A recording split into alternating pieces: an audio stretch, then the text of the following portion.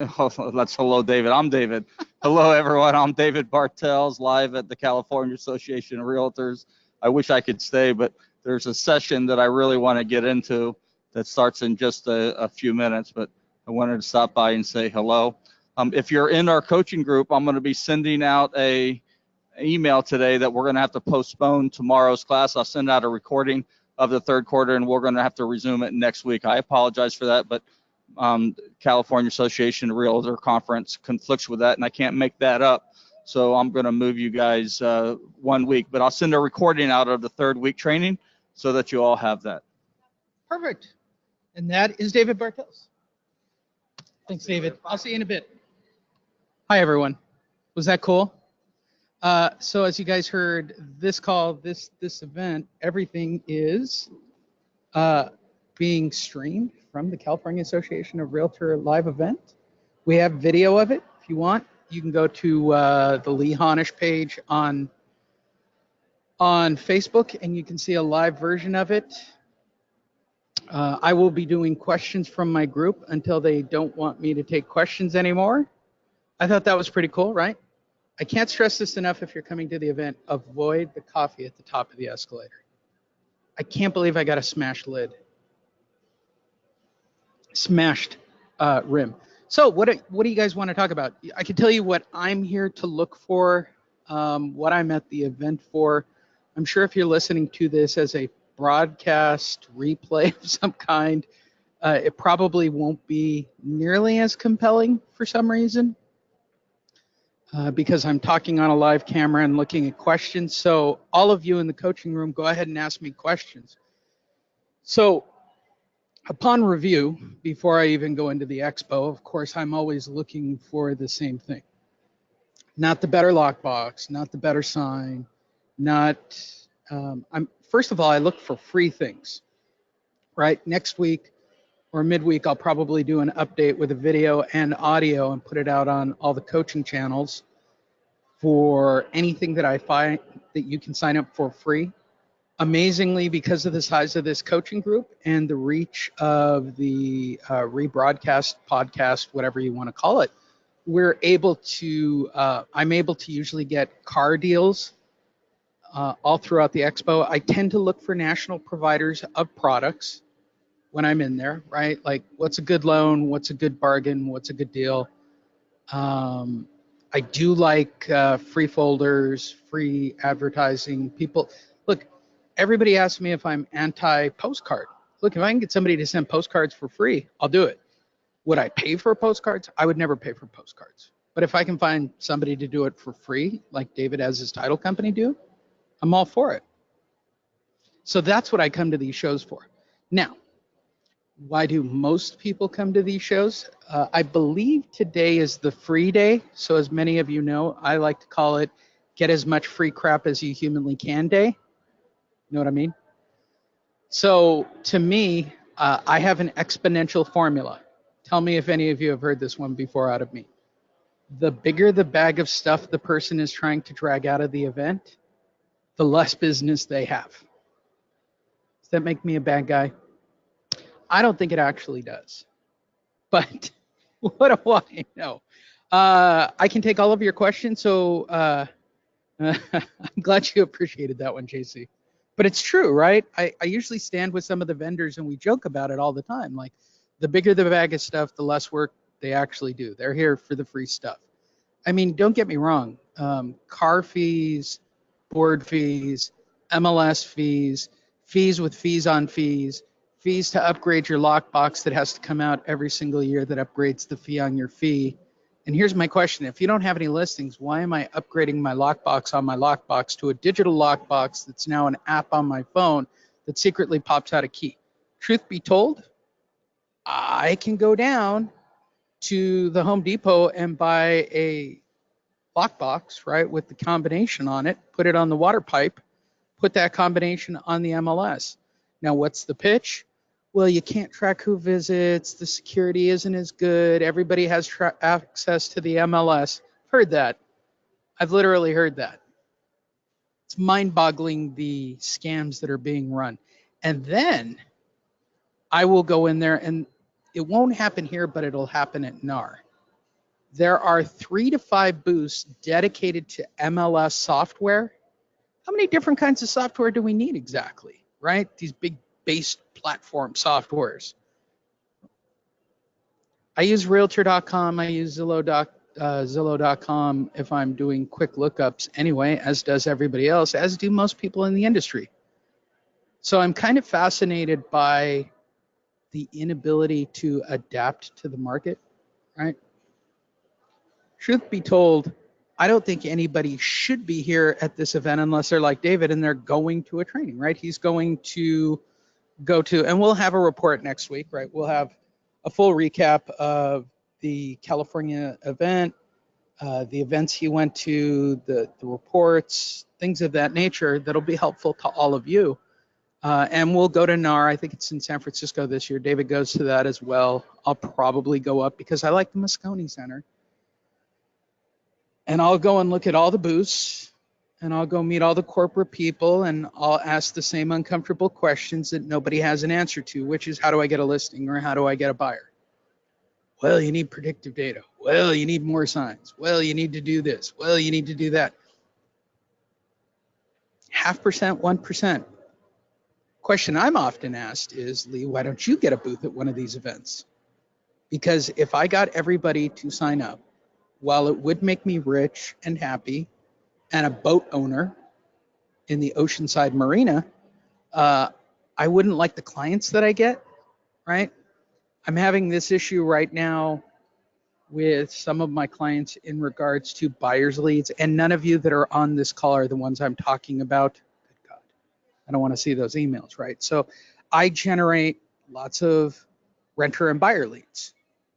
And I don't do it because I don't want people to get into the business of being rental agents. While in California, $1,000 to sign somebody up on a rental is nothing to sneeze at, right?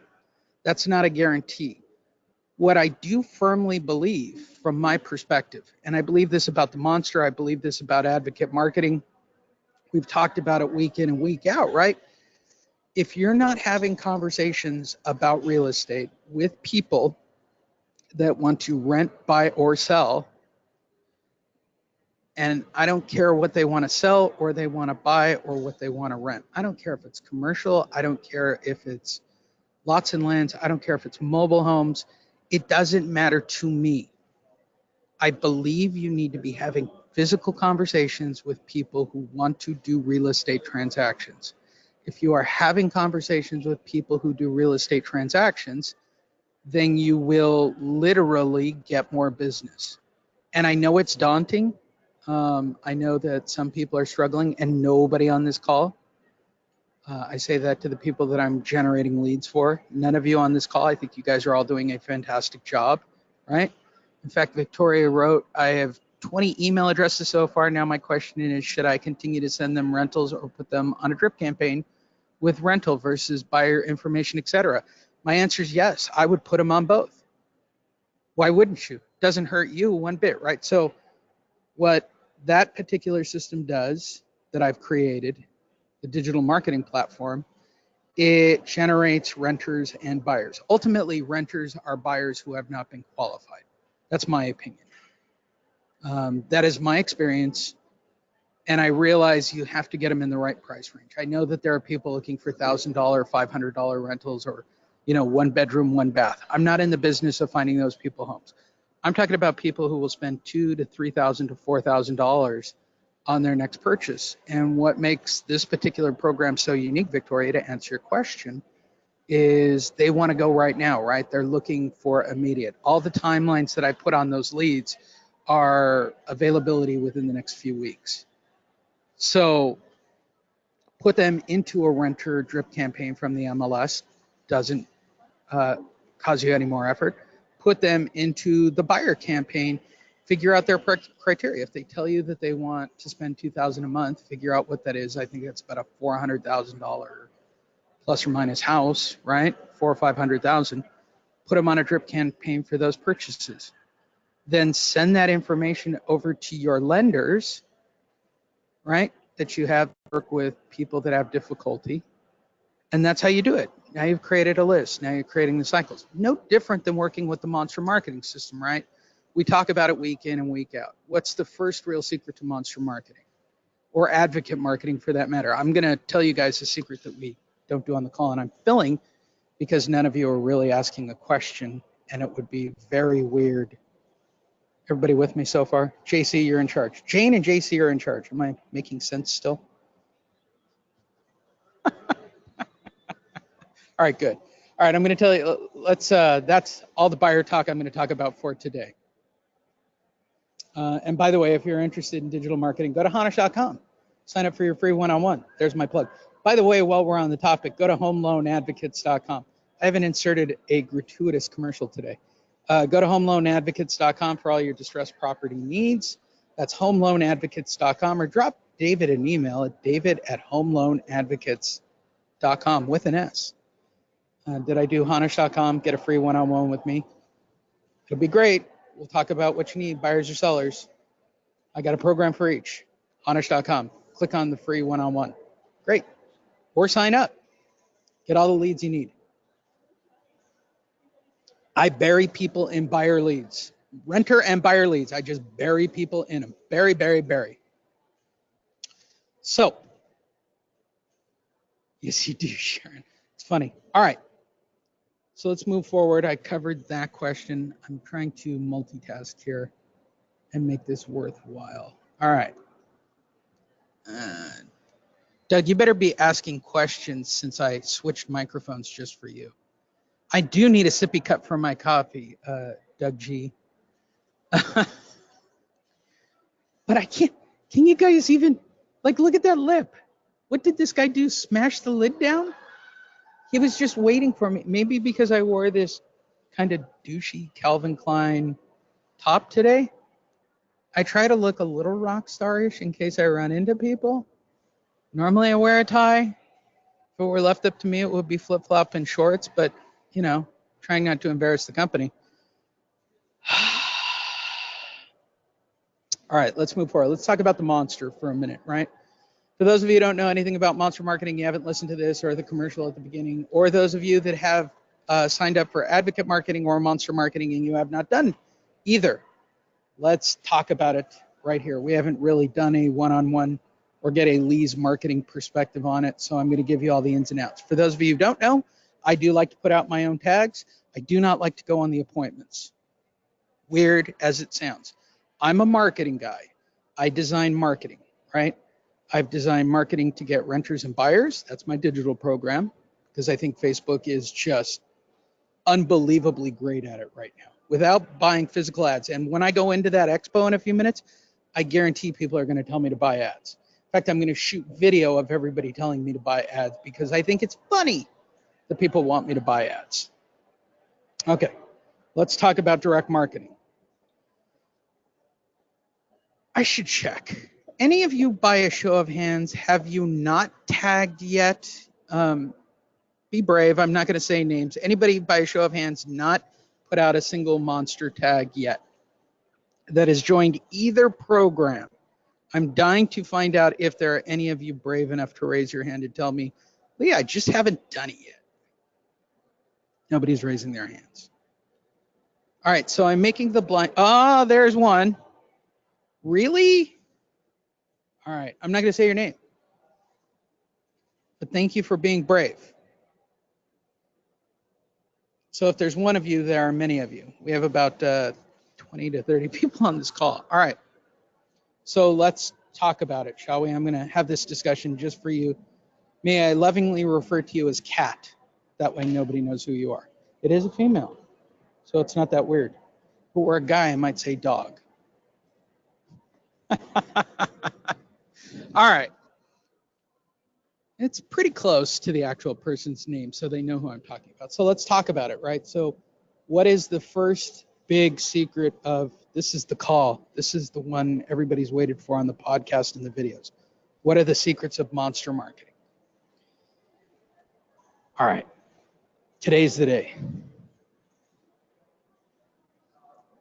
That's all right. It's all right. Let's talk about it. Let's talk about monster marketing, advocate marketing. So they all revolve around a marketing piece that I created. So if anybody's listening to this as a podcast, I figured out early on that the agents that were most successful, even in my own career, were agents who, ooh, sorry about that. Didn't realize that would rattle the video so much. Early in my career, I noticed that the people that were more successful in real estate were those who worked in a specialty niche. For those of you who don't know my history, in 1988, at the ripe old age of 20, go ahead and do the math. I'll wait. I'm old. This is where you type in, Jane, that I look great for my age, just for my own personal ego. At the ripe old age of 20, I started working foreclosures for Beneficial of California. Thank you, Sharon. Very late. Very late. All you women, very late. So the only specialty that I've known about since the age of 20 is working with distressed property, right? We did foreclosure work for Beneficial of California back in the days when there were seconds and thirds. We did duplexes, we bought notes, we did rentals, we did sellbacks, we did evictions. That's what I knew. Now, the market has dramatically changed since 1988, right? We went from a one-page contract to a four-page contract to a 16-page contract. And in California, unless the house is struck by lightning, evicting someone is rather difficult, in my humble opinion. I'm only bringing that up because that's the specialty I knew. Do I think that there are other areas of real estate from a specialty standpoint that generate money? Yes. I believe that there are three specialties in real estate. One is distressed properties, default properties, REOs, foreclosures, whatever you want to call it. I love it when people try to qualify that with me. Distressed property, short sale, foreclosure, like they all think they mean the same thing. They don't. It's technically a default. I mean, if you want the real banking answer, it's a defaulted property. When somebody misses a payment, they're in default. The other one is probate. The other one is divorce. There are no other niches in real estate. I don't care what anybody says. Expired is not a niche. Canceled's not a niche. None of those things are niches, right? The truth is, there are three of them: probate, divorce, right, and distressed property, defaulted properties. When I say defaulted, people, they just look at me and go, REOs? No, that would be an REO, technically. Our niche that we work on with Monster Marketing are people who miss payments. From a banking terminology, since I have that experience and I've done it for a lot of years, I'm telling you that is a homeowner that is in default. And from 31 days at 5 p.m. until the day it is a foreclosure, it is a defaulted property. Right after the first payment, they are in default. I don't know why people think that the word distressed or default or any of those terminologies for that matter seem to mean after 6 months or 9 months. I'm just hipping you guys up so you sound better when you talk about distressed properties. The truth is, 31 days at 5 p.m., you're 30 days late, you're in default. You are a distressed property. You are actively in foreclosure, no matter what anybody says. And I've heard this a million times explained to me by people who don't have my experience level. So I'm going to make you, those listening to this, those watching it, the hippest group in the room. When somebody goes 31 days at 5 p.m., they're 30 days late, they're actively in foreclosure. Period. You have to either cure it, right, or pay it off, or now, I guess an actual strategy is modifying your existing agreement after not making payments for an extended period of time, which to me is literally ludicrous on some level beyond words. It's so ludicrous from my perspective. I'm sure if I worked in a bank, I would see it as not a crazy thing. But from my perspective, I think it's crazy. I think the minute somebody misses a payment from the time they're foreclosed should take no more than a year, period. To me, if I owned a property, I had somebody buying it from me, they didn't make the payments, I'd want them out as quick as possible. I don't think banks really want to deal with a 2 or 3% default rate. I don't. I still think that number is too high. I think they'd like to be at 0.5% to a 1%. Now that they've kind of edged out all these crap bag loans that have floated around from the late, 07, 08, 09, 010 era, I think they still worry a great deal about HELOCs. I still think they worry about balloon payments. I still think adjustables are out there. It's going to take a time till we cycle through all these 30-year. The next big issue is this FHA thing. And I've talked about this. I have great concern that the government is going to create some kind of program to allow people who get FHA loans, who are the shakiest of all shaky buyers, to stay in their homes longer. My perspective as a banker, I think you are setting a bad precedence, right? I'm a middle income, middle of the road, divorced dad, right? Single dad, the whole thing, right? And the reason I say that is when I don't pay for things, I don't get things. That's the reality in the world that I live in. I keep looking at the wrong camera. That's the reality that I live in, right? You guys have decided to work in advocate marketing and in monster marketing in a field where people live in a land where they believe that they're going to get a loan modification or that they're going to be able to keep their properties. That's our specialty. We are the plan B. That is our specialty. We work with people who are intentionally not going to make their payments, who expect to keep their house, who intend to get some kind of special treatment after not making their payment. The reason I'm telling you that, much like working with renters and buyers in those leads, right? So this is a shout out to my other coaching students, right? I don't care if they tell you they're a renter. They're a future buyer.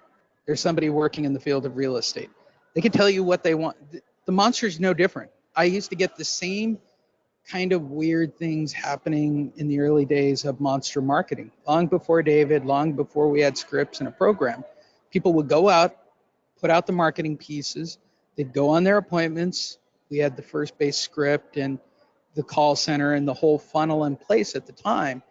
And I'd have people come back after a first appointment and go, they don't want to sell their house. They want to keep their house. I'm not in the business of doing loan mods, right? Now, this is a shout out to all the people I do leads for. If you are going on your appointments and your clients are telling you, we want to rent, we don't have credit right now, how do they intend to rent? Same thing's true of monster marketing and advocate marketing. We don't have credit, we don't have payment, we don't have we don't have a job. Our wife's in the hospital. I don't have any money, but I expect to get a loan modification. The biggest frustration people have. I'm going to take a drink of coffee before I say this because I feel that I'm going to make some people unhappy with my next sentence. It is my experience, having created marketing for the last 12 years, having taught people about distressed properties, creating marketing for both buyers and sellers. It is my impression that investors and real estate agents just want the deal, period. You want the best and easiest deal. That's all you want. You're not willing to put in any labor whatsoever. And the reality is that's not true. Like I can create marketing that'll get a face-to-face appointment. That's the monster marketing system. I can create a marketing funnel for renters and buyers. That's the digital program, right? But at the end of the day, the breakdown that I have constantly had as somebody who's created marketing, which is why I brought David in, truthfully, is I guarantee face-to-face. I'm going to go walk into CAR right now. Guarantee. I would bet my entire daughter's college fund on this. There's not anybody who will guarantee a face-to-face appointment with anybody who is in a position that is even remotely thinking about selling. Not even on a specialty. I just mean, can you put me in front of a seller to have a conversation? Will you guarantee that I stand in front of a human being and the words coming out of my mouth will be about selling their house at all? Okay? Now I'm going to recoil this all the way back to monster marketing itself. Think about this. We're not asking the world of you. We're asking you to pull some data, right? 36 properties, 6 pages, go out for a couple of hours, put those marketing pieces that I have lovingly created and created new versions of just so you have something to change it up, right? Because there are other people who have watched webinars and think that they have all the secrets to this program, and they don't. Go put those marketing pieces out. They're going to call into the call center. Call center is going to disclose openly why you want to come over, right? They want to explain that you want to come over and talk to them about their loan modification and alternatives to foreclosure. That's the variance in the scripts. There's a David version and a Diana version. They both basically do the same thing. Whichever one you like, go with it. Both call centers have both scripts. Feel free to call. Feel free to ask, right? Those are going to generate data points. Data points are all that matters, right? Let's go back to what Victoria sent me about the buyer leads a minute ago. She's got 20 email addresses, and I guarantee that there's probably at least 10 phone numbers in that pile as well. That means I can send emails. That means I can put them on drip lines. That means I can create long-term success. I know you guys need deals right now. I know that the market is difficult right now. I get it. I'm with you, right? Nothing would make me happier as a personal investor to get somebody to give me a short sale property right now so that I can put Robert on it and I just get a finder's fee and I get a percentage when he closes the deal based on what it flips for. I love that money too, right? I got a daughter. She's driving a car. I'm actually going to post the video. Probably today we're driving again. She's learning how to drive a car, which means I got to buy her a car, which more importantly means I got to pay for insurance, which will cost more than her college based on the math I can do in my head, right? Why am I telling you all this? Stop looking for the easy solutions. So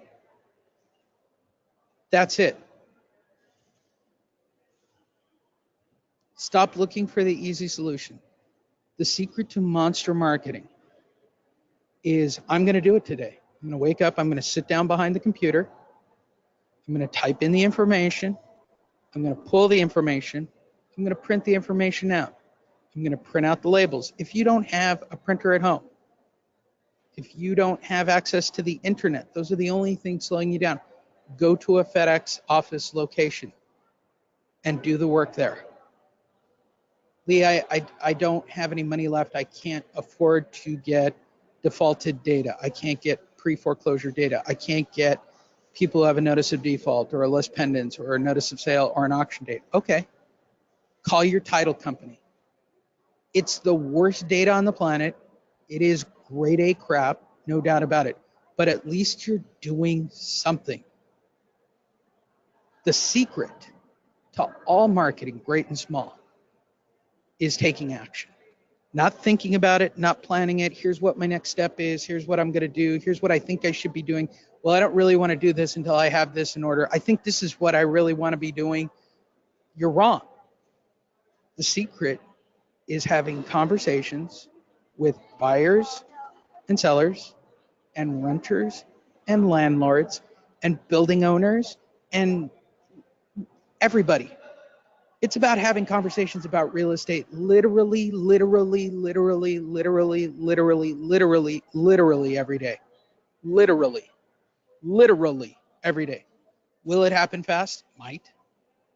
Will it take time? Yes. You've heard David say it on this call. When he put his drip line into place, it took 9 months for it to start to produce before he started running a drip line with email campaigns. Pulling web leads, whatever leads that didn't respond. Like his long-term funnel took 9 months. And again, I'll say it, you guys have heard it, he's making $1 million a month from that funnel now. I don't expect you guys to go that big. I want you guys to get 1 or 2 deals every single month. I don't care if it's buyers, I don't care if it's renters, I don't care if it's sellers. I know that you got to go do open houses. I know that you got to put up monster marketing pieces. I know that you should be doing something about buyers and renters. You should be doing something online. I think I've done enough videos that for those of you that can't afford to hire me, go watch a video and do it yourself. I'm sure JC will be the first to tell you I explained the secret to it. I mean, there's no secret. The secret is putting it up and doing it. It's sitting down behind a computer for hours and hours on end. And I can have, let's see who's here, Sharon and Victoria. I completely destroyed Mark with leads. I don't know who else is here because it's kind of hard to multitask and drink coffee. I'll bury in leads, right? Because I'll sit down for hours and hours. I sit down for hours and hours and I upload those lead sources, right? I make sure that those drip lines come in. I make sure that those things happen. That's why I get hired, right? There is no done for you monster program. There is no done for you advocate marketing program. The first biggest step. So let's talk about the breakdowns on those steps, and then I'll take some questions off air with just you guys. The breakdowns that I see with monster marketing, step number one is pulling data, right? Don't take the cheap, painless route of going to your title company, in my humble opinion, when you're looking for distressed properties. My personal choice is Foreclosure Radar for California.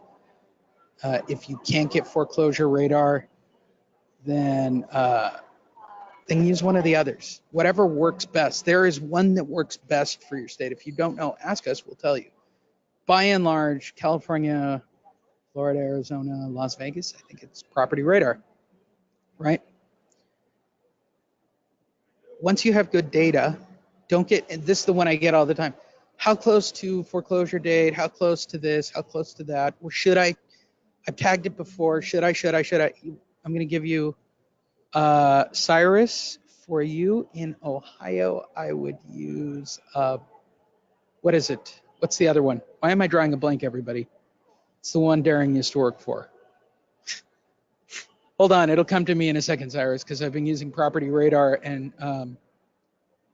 I'm literally drawing a mental blank for the rest of it. Realty Track, thank you, Bob. Mental blank, man, crazy, right? Cyrus, realtytrack.com, and it comes with a free 1-week trial. I like Realty Track. I don't like them as much now that Darren's not there, just being honest. I was friends with Darren Blomquist. He went somewhere else. Okay, so here's the question that I always get all the time, especially on these calls. What should I pull? What should I avoid? Should I retag it? Tag it all. Pull 36, go tag it. What are you talking about? Just pull 36 properties. I don't care NOD, NOS, list pendants. I will give you my criteria, even though it is clearly pointed out on advocate marketing and on the monster marketing sites, but I will give you my criteria. I like owner-occupied properties. Why would you tag a property that is not owner-occupied, right? That's a disclosure issue. It's just weird. I'm not into it. I want all owner-occupied properties. I tend to prefer single-family resident homes. I don't do townhouses. They're a pain in the butt to get to. For those of you on the East Coast, because I'm sure that I've got EZO on the call, for those of you on the East Coast, you take what you get, right? You got to get into the building. You got to put the tag on the door. You got to put the tag on their mailbox. If you got to deal with condos and apartments, you do. No way around it, right? I preferably like houses. I secondly like townhouses. If you're on the East Coast or you're in Chicago and you don't have a choice, got to get into the building. You're going to have to go put it on their front door. You're going to have to put it on their mailbox. You just are. As long as you can have access to where the dwelling is, the product will work. Single-family residence, owner-occupied, non-bankruptcy, right? Non-listed. Don't waste your time. Non-listed. That's pretty much it. I mean, I don't have too many other hangups at that moment, right? I preferably like to put it on their garage. My secondary location is generally the outside of the mailbox, and I actually have a couple of mail people that have real estate licenses who have told me point blank outside of the mailbox is completely okay. If I were in Chicago or New York or New Jersey or Brooklyn or one of those locations, I'm going to get in the building and I'm going to put it on their front door. I just am. Okay. And don't give me this, how do I get access crap? Really? Grow up. I'm not telling you you're going to break in like a cat burglar, but let's be realistic. You're real estate agents. You generally have access to every gated community and every building on the planet. People who tell me they don't, I don't understand. I don't have problems and I don't have any of those hangups. Tell them you have a delivery. Tell the doorman, hey, go put this on their door. Take the next step. Be realistic. I don't change my scripts. My script is the same as all your script, right? Once I put the tag up, I forget it. The script at the call center, again, you can have your choice from advocate marketing, which is David's script, or you can use Diana's script. If you want to try one week, try it. If you want to try one the other week, try it. Whichever gives you a better result, great.